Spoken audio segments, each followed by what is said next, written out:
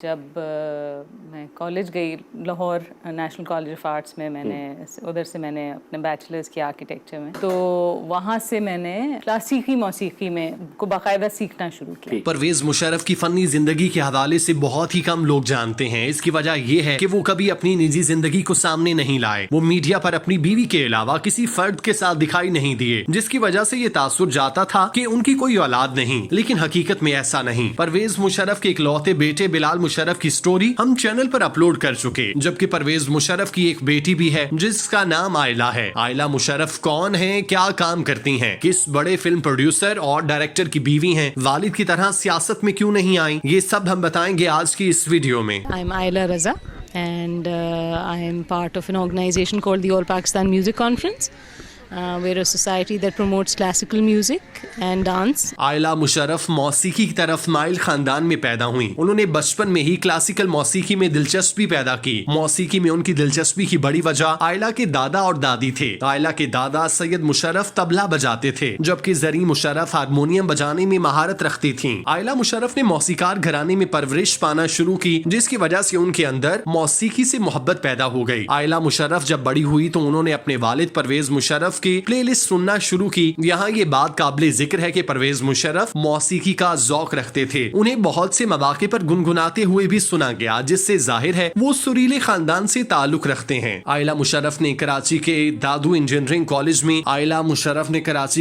Engineering college में architecture की तालीम हासिल करना शुरू की, लेकिन 80 की दिहाई के आखिर में कराची में अमनो अमान की गैर यकीनी सूरत हाल के बायस वो लाहौर चली गयी, जहाँ उन्होंने नेशनल कॉलेज ऑफ आर्ट्स में तालीम हासिल की। आयला मुशर्रफ ने आसिम रजा से दाऊद इंजीनियरिंग कॉलेज में तालीम के दौरान अपना तारुफ कराया, जहां वो दोनों फन्ने तालीम की तालीम हासिल कर रहे थे। NCA में आयला मुशर्रफ ने ऑल पाकिस्तान म्यूजिक कॉन्फ्रेंस और लाहौर म्यूजिक फोरम के ज़रिए तमाम मुतादिद कंसर्ट्स में शिरकत की। वो भले ही आर्किटेक्चर की डिग्री हासिल कर रही थी, लेकिन उनके दिल में गुलकारी सीखने की तड़प थी। चुनाचे उन्होंने कॉलेज में क्लासिकल मौसीकी भी सीखी। कॉलेज की तालीम मुकम्मल करने के बाद आयला मुशर्रफ ने कुछ अरसा काम किया। इस दौरान उन्होंने मारूफ डायरेक्टर और प्रोड्यूसर आसिम रजा से शादी की। शादी के बाद आयला मुशर्रफ अपने शौहर के साथ कराची चली गईं, जहां उन्होंने एक डांस फेस्टिवल में PMC के बानी हयात अहमद खान से तारुफ कराया। उन्होंने इस हकीकत को उजागर किया कि लाहौर के बरक्स कराची में सकाफती तकरीबात की मेजबानी का फुकदान है। आयला मुशर्रफ ने हयात अहमद को कराची में कंसर्ट मुनक्किद करने पर आमादा किया। 2004 में उन्होंने APMC कराची के बोर्ड मेंबर की हैसियत से पहला कंसर्ट कामयाबी से मुनक्किद किया। एक इंटरव्यू में उन्होंने हयात अहमद खान के बारे में बात करते हुए कहा कि हयात साहब मेहरबान और हौसला अफजा थे। उन्होंने मुझे कराची में क्लासिकल मौसीकी के शायकीन से राब्ता करवाया और शहर में हमारी इफ्तिताही तकरीब में भी शिरकत की। आयला ने 2010 में एक आर्किटेक्चरल फर्म में काम किया। इसके बाद उन्होंने गैर मुनाफा बख्श तंजीम all Pakistan music conference Karachi में शमूलियत इख्तियार की, जो पाकिस्तान में रिवायती परफॉर्मिंग आर्ट्स के फरोग के लिए काम करती है। वो APMC की जनरल सेक्रेटरी के ओहदे पर फाइज रह चुकी हैं। बाद में वो तंजीम की डायरेक्टर बन गयी। 2013 में आयला मुशर्रफ को कराची में एक दहशतगर्द तंजीम से जान के खतरात का सामना था। इतलात के मुताबिक इंटेलिजेंस एजेंसियों ने हुकूमत सिंध को आगाह किया कि अस्करियत पसंद परवेज मुशर्रफ की बेटी को कत्ल करने का मंसूबा बना रहे हैं। परवेज मुशर्रफ जो 4 साल की जलावतनी के बाद पाकिस्तान वापस आए थे, उनको पाकिस्तानी तालिबान की जानिब से इसी तरह की धमकियों का सामना था। उस वक्त परवेज मुशर्रफ इस्लामाबाद के मज़ाफात में वाक़ अपने शानदार फार्म हाउस में नजरबंद थे। तहरीके तालिबान पाकिस्तान की जानिब से जारी करदा एक वीडियो में परवेज मुशर्रफ को 2007 में बेनजीर भुट्टो के कत्ल का जिम्मेदार ठहराया गया। इसके अलावा उन पर एक फौजी ऑपरेशन के दौरान सूबा बलूचिस्तान से ताल्लुक रखने वाली कौम परस्त रहनुमा नवाब अकबर भुगटी को कत्ल करने का इल्जाम था। आयला रजा और उनके शौहर के बाद बेटियों की जानिब से भी शोबिज इंडस्ट्री में भरपूर तरीके से काम किया जा रहा है। आयला की बेटी मरियम रजा ने बतौर डायरेक्टर अपने करियर का आगाज 2021 में किया, जबकि उन्होंने ताहा जी के गाने प्यार द मीटर की म्यूजिक वीडियो की हिदायतकारी की। इसी दौरान आयला की दूसरी बेटी जैनब रजा ने वीडियो की कास्ट के लिए स्टाइलिस्ट के तौर पर काम किया। आयला रजा खवातीन के हुकूक की फाल तौर पर वकालत करती हैं और खवातीन पर मबनी मुख्तलिफ सेमिनार्स और तकरीबात में खिताब करती हैं। उन्होंने अपनी आवाज को हर बेहतर कॉज के लिए इस्तेमाल में लाने का फैसला किया। आयला रजा अपनी जिंदगी में बहुत ही सादा तर्ज की हैं। वो ना ही महंगे और ब्रांडेड कपड़े पहनती हैं, ना ही किसी तरह की रुनमाई करती हैं। बहुत से इंटरव्यूज में आयला रजा इंतहाई सादा कपड़ों में बैठी दिखाई देती हैं। जब किसी को मालूम होता है कि ये खातून साबिक सदर की बेटी हैं, तो उन्हें अपनी आंखों पर यकीन ही नहीं होता कि ये सादगी का पैकर साबिक सदर की साहबजादी हैं। अपने भाई बिलाल की तरह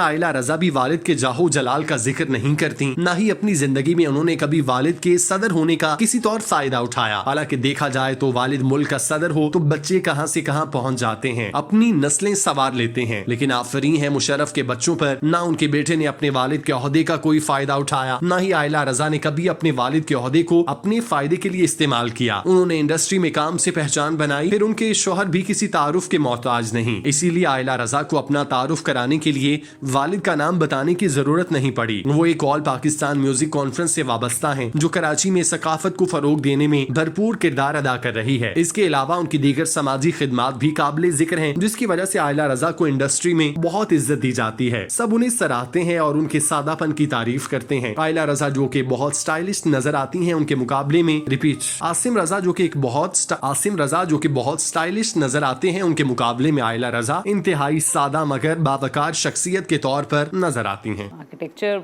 पढ़ के जब ग्रेजुएट करके शादी करके यहाँ पे आई तो काम वाम भी शुरू किया आर्किटेक्चर में ही, बल्कि जहाँ पे आप अभी हम बैठे हैं स्टूडियो के बिल्कुल सामने हमारा ऑफिस हुआ करता था। बिल्कुल।